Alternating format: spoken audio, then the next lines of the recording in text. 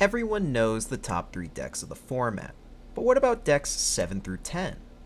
Or all the leaders below them? With over 100 leaders available for play in the One Piece trading card game, is it possible there may be some overlooked decks capable of competing with the top? In this series, we're going to look at each leader one at a time and try to bring out any hidden potential they may have in the current format. Will they all fall flat? Or is a gem waiting to be found amongst the stones? There's only one way to find out. It's time for a Rogue Revolution. Hello everyone, welcome to Rogue Revolution Episode 2, and this week we're going to be looking at a PRB deck instead of OP13 because there's now a ladder available for it on the sim. Before we get started though, I just had a few questions for you all. Do you like drawing cards? Are you a fan of controlling the board? Do you see your opponent playing 2 9 costs in one turn and think, man, I really wish I could get rid of both of those right now? And then do it again on the next turn because I already know they've got another Sanji to play. Do you long for the return of Robert Luciano to bring the board builders back in line and usher in a golden age of removal? Well then, get ready folks, because this week's Rogue Revolution is taking you to the circus of values. Presenting Caesar Clown. For those of you unfamiliar, Caesar Clown is a red-blue 4-life leader with just one effect. With 2 Dawn attached, when attacking, you may return 1 Punk Hazard character with cost 2 or higher to the hand, and then KO 1 character with 4,000 or less power on your opponent's field. This leader excels at keeping the opponent's board in check from turn 1, removing a body every turn without losing any cards in your hand. It's no exaggeration to say that, with the right combination of cards, it is possible for the opponent to deploy a board that cannot be completely dealt with on your turn, provided that they do not have any KO protection. And, well, guess what? Most decks are not playing very much KO protection right now. The Clown also brings the ability to reuse both reducers and draw effects through his own ability and other blue utility cards to maximize value. He also will benefit from the fact that most of your opponents simply won't know what to expect out of your deck, nor how to play around what you're going to do. There are some definite drawbacks that come with this leader, though. He is, of course, a 4-life leader with no access to healing, meaning that if you open too many bricks, a few early hits from your opponent can put you under a lot of pressure and force you to start walling with blockers well before you would normally want to. Also, as a combo deck, it is possible that you see the wrong pieces to deal with the deck that you're facing, even with all the overlap of your own cards' uses and the inherent draw power of the deck. This is especially true for Monet, a piece of the deck that is absolutely required for it to function properly. Lastly, this deck is difficult to pilot.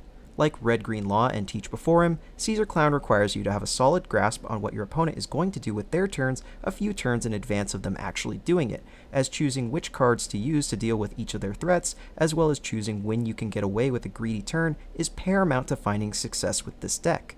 If you're looking for a deck with a lot of important decision making, the Clown might just be for you. With the overview out of the way, let's dive right into the card by card. The Caesar Clown deck consists of 4 types of cards: reducers, blockers, extra pops, and utility. There is of course some crossover between the 4 as some cards do more than one thing, but to get started we'll hit with the main archetype of the deck, which is Punk Hazard. Now normally for this kind of a deck I wouldn't rely so much on a singular archetype, but in this case there is a single card that must absolutely be found in every game to have success, the aforementioned Monet. This card is the only one in the deck that allows us to use our leader effect from hand for just 2 Dawn, and it also does a small minus 1000 power to any character while we're at it. Then, because it goes back to our hand, we can use it again and again on each of our following turns. Without this card, the deck goes from feeling like Lucci to feeling like starter deck Sakazuki, as the amount of Dawn you'll be pouring into your leader effect just to pop a single body will be extremely high. There is also a lot of card draw in this deck, but just to give a better chance to see the card, I am playing 2 of the Punk Hazard Searcher. If you want to be more consistent, you can of course play more, but the Searcher won't be doing much for the deck outside of finding Monet once it's in play. And then we've also got 2 of the Punk Hazard Sanji as a quick body that we can put into play to deal with early board threats, and we won't mind when Sanji is KO'd because it will still draw us a card. Mocha is a 2k that reduces a character by 1000 power on play, a card that can be used in a pinch to put things in range, or also used for 5 Dawn to get a pop in the event that Monet isn't in hand. Chopper is a 2 of in the deck, usually just a 2k, but can be used as a blocker in a pinch, and then of course there's 4 of the brand new Trafalgar Law from the PRB2 set. Law will be a sticky body that can help pressure the opponent's life while also reducing a body on board to put it in range for removal. And that does it for the punks, just 18 cards in total, including the Searcher, and normally I wouldn't even bother with this many, but the addition of the Law made it feel like we could add enough punk hazards to justify adding a Searcher. Next up, we'll go over the reducers. We of course have the classic Otama, an all-star from set 1 that simply minus 2k's something and has 2k power to boot. Then we've got Karina, an alternate way to get minus 2k on something to put it in range, and also get a blocker out of it for just 2 extra Dawn from the Otama. This card is extremely valuable for the deck, and makes me wish that there was a card like this for the Punk Hazard archetype. But, well, Bandai hasn't quite printed something like that yet. For larger bodies, there's also the event Fire Fist to minus 4k something for just 2 Dawn, and when you're at 2 or less life, you get the added benefit of popping a 0 power character. A lot of small blockers in the current meta, like Koshiro and Rocinante, have just 1k power, meaning you can minus them with Monet, then minus 4k on an 8k body like Mihawk, and pop the small blocker using a Fire Fist, then swing leader and pop the 8k. Then of course there's Rayleigh as a 2-of. This guy can reduce and pop a 6k while also reducing a 7k body by 2k to put it in range of a Monet activation and leader swing. Then on every subsequent turn he's just a big body that can swing and further pressure the opponent's life. Moving on from reducers, there's our blockers. Now technically Chopper and Karina both fall under this category, but there's also Marguerite. A great little card that is easy to slot into turns where you otherwise wouldn't really be able to do anything with 3 Dawn. She can defend you from a swing while also keeping your hand size healthy, and in a pinch you can play her to try to find a missing piece of your combo on your turn. So that's 10 blockers in total between those 3 cards, and for the extra pops there was of course the Rayleigh, but we also do have Red Rock as a 2-of. This card just points at something and gets it off the board. Usually you would use it on 8 to 10 Dawn turns so that you can still play Monet to pop something else with it. Then there's also 2 of the Honesty Impact event. This card allows you to minus 4k one body, then pop a 6k. Very useful as you can drop a 9k body down to 5k, which will then be in range of a Monet effect and Caesar pop, while also removing a 6k body from the board.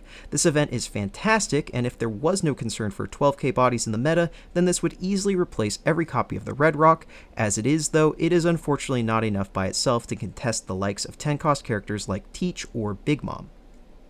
Lastly, there's our utility. We have a defensive event in Snake Dance. Normally I would play Slave Arrow for the Dawn efficiency, but with both Otama and Virgo in the deck with no Jozu to bounce them back, this can be a decent way to get those back into your hand for reuse.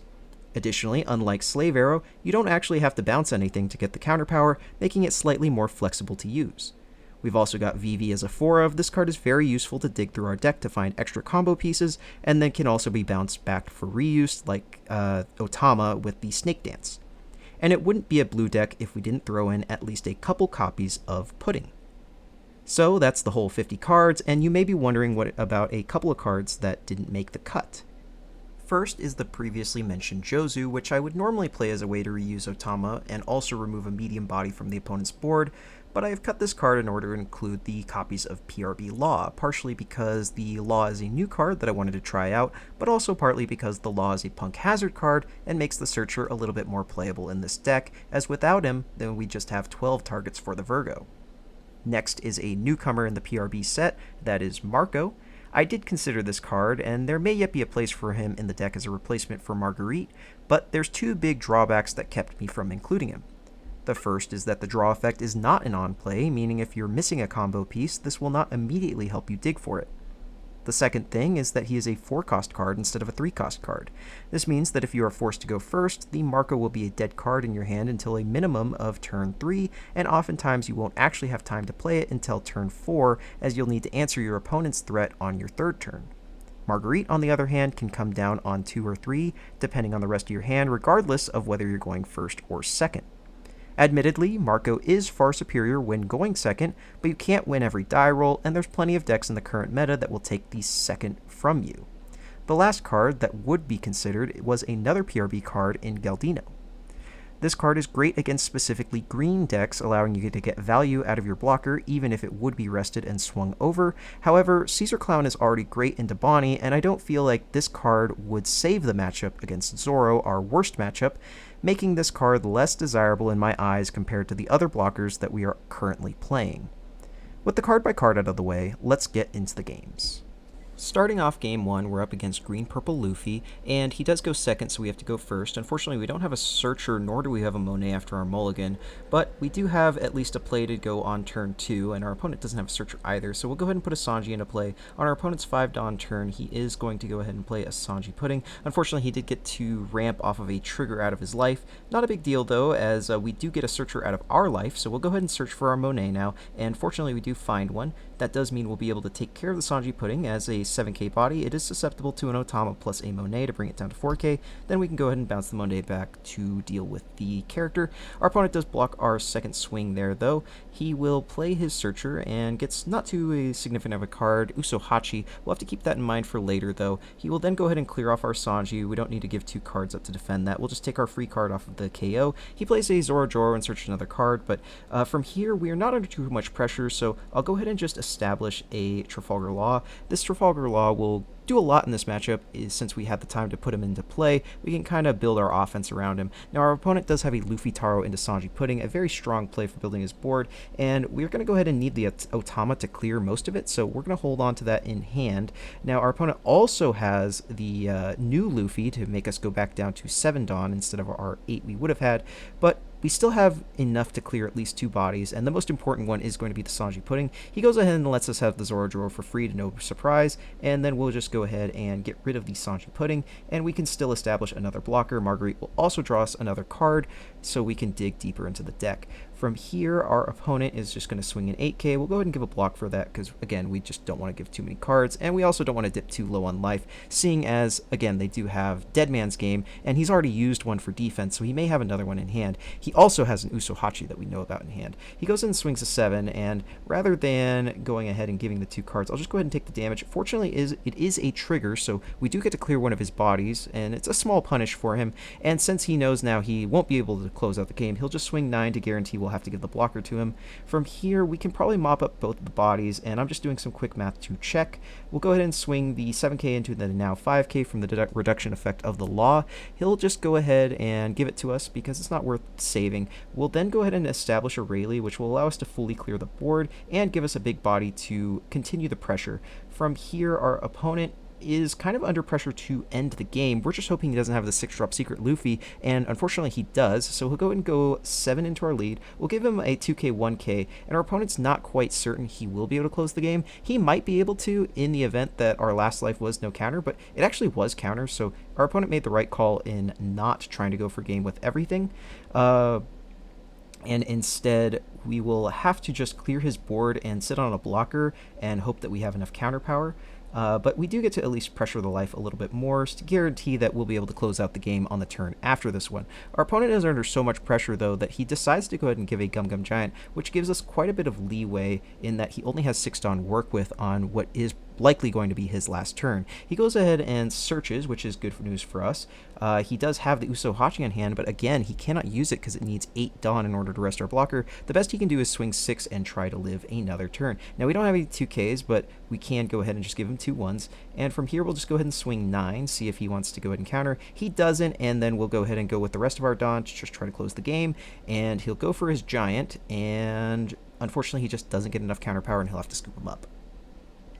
Here in game 2, we're up against Red-Green Smoker, and we do win the die roll. We decide to go ahead and go second here just to deny them a Law on curve, as that is a new addition to their deck, which does kind of stymie our ability to remove cards. Here we do have a Searcher, and so we'll go ahead and find the Monet. Our opponent will know that we have it, but really it's not a big deal as it doesn't change our game plan too much. And we may even establish this Sanji on 2, so I go ahead and just take the damage so that we have a 1k to play. Our opponent then will swing again with a 5k. We'll give him the Sanji this time, and unfortunately he has the Tashigi to help protect his Smoker, so we'll have to take a turn in order to kill the Tashigi so that it will allow us to get the Smoker on the next turn. He does take the damage though, which allows us to just putting him for a lot of cards, and from here he feels very pressured, so he has to give another card to defend his life. He's down to just 5 cards in hand. This should help us to clear the board a little bit easier. We may end up actually swinging into the bodies on board. Now he does clear our Sanji, but that gives us another card. And so you can see how useful Sanji can be in these kinds of spots. Now, we can go ahead and clear the Tashigi again, just to get rid of the protection, so that we can red rock the Smoker, as the Kyoshiro unfortunately does not defend against bottom decking. Just a nice thing about red rock, it does get around some types of protection. Our opponent does establish, though, a Mihawk plus a Sanji. We can go ahead and Rayleigh, though, to get rid of both the Kyoshiro as well as the Mihawk, because, of course, -3 and then -1 from the Monet puts him at 4k, which is just enough for our leader to go through. Our opponent from here has basically an empty board, as the Chopper is, only a 2k power right now. He will be able to swing, though, and we'll just have to take the damage, as we only have a Monet, and there's no way we're getting rid of this Monet in hand. Not a big deal, though. He does establish another big body, but from here we can go ahead and -4 with our Honesty Impact and pop the Chopper, which we -1 with the Monet, and our opponent just goes ahead and scoops him up as his board is gone. Here up in our third game, we are up against Green Zoro, which is unfortunately the worst matchup in our deck, but we go ahead and choose to go first, as we do have a lot of 3-Dawn plays, and we don't want him to establish a Tashigi on curve, so we'll go ahead and just on turn 2 play our Sanji. Now, unfortunately, post-Mulligan, we do not have access to our Monet, which is bad news for us. Hopefully we can find it. We do have a couple draws coming. I go ahead and decide to just Mocha, though, to make sure that I can clear all of the bodies on board, as we don't want him to have the protection of a Kyoshiro, nor do we want him to have that, I'm blanking on her name, but the 4-cost card there. And so our opponent from here has a clean board, but we are still without a Monet, and we've only done 1 damage to him. He does swing, and it's a trigger, but not a useful one, and still we are lacking a Monet. We'll go ahead and dig 1 deeper, which finds a Searcher, which actually gets us to the Monet. Good luck for us, just in time, as we do still have an Otama plus the Monet to clear his body. And from here, he does have a Tashigi, which will allow him to clear the blocker. Unfortunately, blockers are not particularly useful unless you have 2 of them against Zoro, and so it does reset our count back down to 0. Now, he does have a Tashigi as well to protect his Tashigi, funny enough. Now, so we'll have to go ahead and spend our turn in order to remove both. We do have a red rock similar to against the Smoker. We can swing with our leader and then red rock the bigger body, but now we're down to just 1 life, and he's, getting to the point he can start to threaten 12k. From here, though, he feels comfortable enough to just establish 2 bodies and swing 8. We'll have to give him 3 cards because we only have 1 2k, unfortunately, but at the very least we can get rid of the Mihawk as well as establish 2 blockers, so hopefully we can go ahead and live, especially since we get to keep 2 Dawn up for our Snake Dance. We'll see, though, what ends up happening, as you can never feel too safe against a Zoro. He opts again to just establish another Mihawk. Again, he is feeling pretty comfortable, as he knows we do only have the 1 big swing with our leader, and then he'll go ahead and go with the Cavendish for 6. We'll just give him 2 1ks. Unfortunately, we still don't have a 2k, but we don't want to give him the spell card just yet, knowing that he is like to swing big into one of our blockers. Now, we can go ahead and deny the attack, but as he still does have 3 Dawn left up, he'll be able to use the spell card and still get another swing. I decide, though, that it is worth going ahead and using our spell to force the spell out from him, just because we're still saving on an attack in a way. Instead of being able to swing twice, he only swings once at our life that turn. And from here, we can still establish 2 blockers to hopefully live to see 1 more turn. Now, Karina will also allow us to put something in range. In this case, the only thing is going to be the Cavendish, as we have no other reducers, but at least it's something we can take a swing off of the board. I do go ahead and VV just to try to find something to help deal with the Mihawk as well, but unfortunately I don't. So we're just going to have to hold on 2 blockers plus 2 Dawn for our last Snake Dance and hope it's enough to get us to the next turn. He goes ahead and searches, which means he probably doesn't have the restand event, and he didn't, but he did find it, so he'll go ahead and swing 8. I decide to just give the spell card, as it is a plus 4k, and it will give us the Otama back to hand. Now, again, we do have 2 blocks, but if he would like to, he can just go 10-10. That will deplete both of our blockers and also every single card in our hand, but we will live. And so we do get 1 more turn, and we can try to win the game on the crackback with an 8-9, but unfortunately he does have 2 2Ks, and we have to scoop him up. Here in the last game I'll be showcasing, we are against Blue-Purple Luffy, and they do win the die roll and choose to go first. Not a big deal. We do open the Monet here. Very nice to see. We'll go ahead and establish it on 2 just in case he plays a body that we'll need Karina to deal with. But I don't want it to get removed by the 5-cost event card, so I'll just go ahead and bounce it back to hand and swing 9, force him to take the damage. From here, they just go ahead and ramp once and hold up 2 Dawn. Not wanting to play into their ramp spell, we'll just go ahead and establish our Law and pass the turn. Now, of course, this does allow their Bentham to swing for 7k into us, and we will just take it as they are no longer able to cast Pudding with only 3 Dawn remaining. In fact, we will even take the Luffy swing, as we just need to find all of the spells necessary to deal with all of their big threats, as a lot of times their actual swings aren't particularly scary. This will allow us to clear off both of the bodies and then establish another Law. Now, he could have a Rusher, but if he does, then his first attack is only going to be for 6 to 7, and then the Rusher will swing for big, so even then we'll only be taking 1 damage from the big Rusher, and we'll be able to play all of the Karinas in our hand. We have plenty of blockers, so we're just not particularly scared of dying right now. Now, he does end up having the Luffy Rusher. Fortunately, it's not the 10k power one, it's just the 8k power one, but we do end up having to take the damage all the same. From here, though, we can go ahead and swing our Laws into the leader in order to bring the Luffy down to just 4k. We do have a Fire Fist in hand, which will cleanly deal with it, and then we can establish a double blocker with both of our Karinas. This will bring the Sanji down to just 5k, and then a Monet from hand will bring it down to the 4k, which was requisite for our leader to actually KO it. And so we fully cleaned the board, and we still have 2 blockers, so we're not particularly concerned with actually being dead on the crackback here. Our opponent, though, is just going to take some time to search through their cards. Likely they're going to want to do another Sanji play. They're going to need to stick something if they want to break through this board, is what I thought was going to happen, but as you'll now see, they do actually end up finding the 7-cost spell in order to remove both of our blockers and force us to give them some cards in our hand. Fortunately, it is just going to be a 6k swing, which allows us to live, but that's because they're concerned that they would die on the crackback. We do go ahead and play the Searcher to find another 2k, as we don't have a lot to do with our Dawn other than attack, on account of they just don't have anything for us to remove. So what we're going to do here is we could either play 2 blockers, or we could play just 1 blocker and hold up some Dawn for our Snake Dance. I decide that the double Uso Hachi would actually eliminate us from this game, as we would only have 3k encounter in hand, so if he double Uso Hachi and then swung 10, we would just be dead.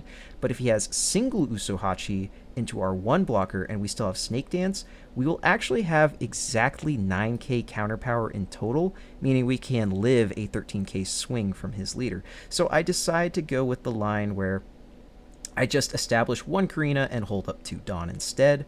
Our opponent is looking at a board of 2 7ks and his hand of just 6 cards in hand, and decides to go for it and plays right into our trap, and we just go all the way up to 14, and our opponent has no Dawn left and decides to just concede from there. So those were the games, and not too shabby a showing for the clown, eh? Let's break down the matchups in a little more detail. So unlike OP13, PRB is not a triangle deck format, but instead has a ton of viable tournament decks, meaning you have to be prepared to run into basically any of them.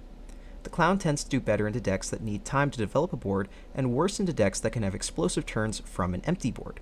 And so decks that play a lot of rushers like Rayleigh, and to a lesser extent GP Luffy with their secret rare, can give you quite a bit of trouble if you don't have a good opener and end up in the later turns with more than 1 life left. Also, the addition of Dead Man's Game to the GP Luffy deck can spell disaster, as it means hiding behind blockers is a lot less of a viable move. Meanwhile, Zoro, who has no need for characters to close out the game, is basically the Achilles heel of our deck in the current meta. You could play a lot of tech cards to bring this matchup to be more even, but you'd be sacrificing a lot of ground in other matchups in order to do so. Our matchup into Smoker and UP, on the other hand, are decent as they need to build a board to close the game, but if you miss a turn or 2 of removing their board, the advantage can spiral out of control, especially for the Smoker deck because they do have access to the Hody Jones card. Then, of course, BY Nami will have difficulty chewing through our blockers, and especially they'll have difficulty when their board is getting wiped every turn. Even their Odin can't really stick around because we do have the ability to minus its power and multi-pop.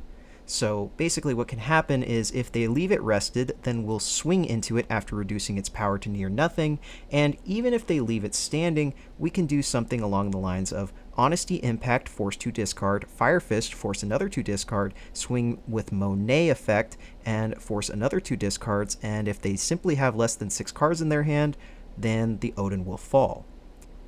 And lastly, Kid and Bonnie really just won't be able to stick a card on the board, making the game quite favorable for our deck. A decent matchup spread to be sure, but the truth is, I expect the decks on the left side of this graphic to be a lot more popular, say for UP Luffy, than the decks on the right side of the chart. Unfortunately, this does mean that in a given tournament run, you are likely to face a lot of losing matchups and will probably go X3 fairly early with average luck. Not to mention, because of the deck's difficulty, it's also more likely for the pilot to make a mistake in a high-pressure moment than a more straightforward deck. When you put it all together, Caesar Clown will find himself right here, in the needs a perfect bracket to succeed tier. This is a tier that can win locals on occasion, and may even have a unicorn run in a bigger tournament, but 95% of the time will be out by round 6. That being said, I really can't advise you to bring it to a big tournament, but I would absolutely advise you to give the deck a try. Why? Because the deck is a blast to play. Drawing a bunch of cards, comboing every turn, and learning from previous mistakes and improving in each matchup feels very rewarding, and when it all comes together, the deck just performs like a dream. Just try to dodge as many Zoro players as you can during your bracket runs. So, what did you think? Were there any tech cards I missed that would make Caesar more viable? What deck would you like to see tackled on the next episode? Any other One Piece topics you would like to see discussed on this channel? Let me know in the comments below. Also, if you liked the video, be sure to drop a subscribe to see more. I'm planning to put out a new video each week. Well, that's all for now. Thanks for watching, and see you next time.